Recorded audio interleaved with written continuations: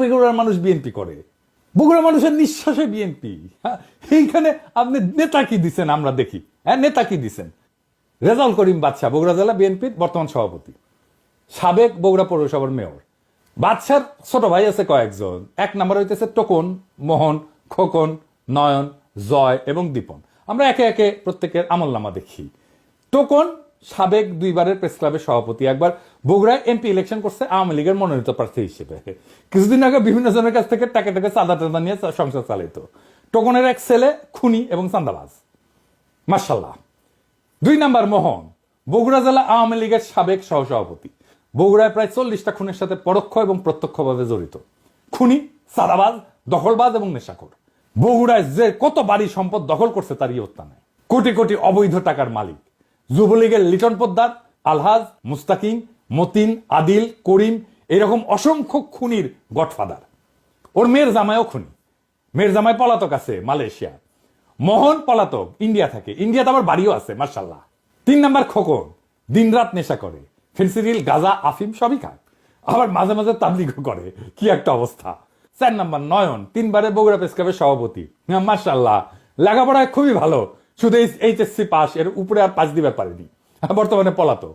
5 number জয়, শহর যুবলীগের সভাপতি, হিরোইন খোর। রাত হইলে বাসা ফেরার জন্য রাস্তা দিয়ে হাঁটতে পারে না, এমনই দুলে সে দেওয়াল ধরে ধরে রাত হইলে হাঁটে। আমার কথা না, বগুড়ার মানুষের কথাই শুনেন। দীপন 6 নাম্বার, ফেন্সিডিল খোর। ফেন্সিডিল বিক্রেতার কাছ থেকে মোহনের ভাই হিসেবে ফ্রি ফেন্সিডিল পায়। বগুড়ার মানুষ এই দুর্বৃত্ত পরিবারের কাছে জিম্মি। এক ভাই বিএনপি, এক ভাই আওয়ামী লীগ, এক ভাই যুবলীগ, 2 ভাই হাসিনার চাটুকার সাংবাদিক। এদের বাপের নাম আলম দারোগা। এ কিন্তু বগুড়ার স্থায়ী বাসিন্দাও না। এই আলম দারোগা বরিশালের মানুষ, সিপাহী থেকে দারোগা হয়েছে, বগুড়ায় রিটায়ার করছে।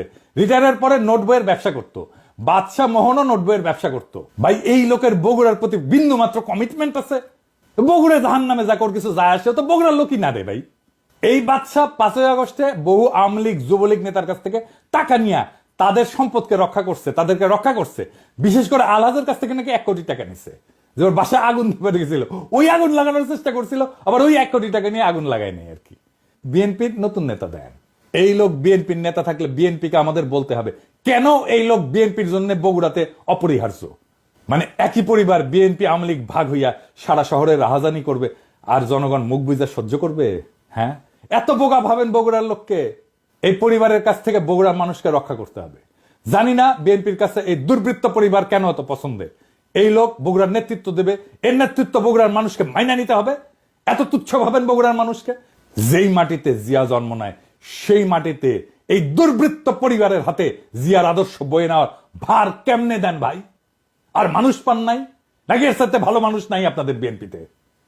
আমরা একটা শুদ্ধ বাংলাদেশ চাইছিলাম, তার জন্য আমাদের সন্তানেরা অকাতরে জীবন দিছিল। একই পাক চক্রে ঘুরপাক খাওয়ার জন্য তারা জীবন দেয় নাই। আমরা চাই বিএনপি নতুন সময়ের দিশা দিক, মানুষের এই বিপ্লবী আকাঙ্ক্ষাকে ধারণ করুক। আমরা একটা নতুন বাংলাদেশ চাই। আপনাদের দল পরিশুদ্ধ করেন।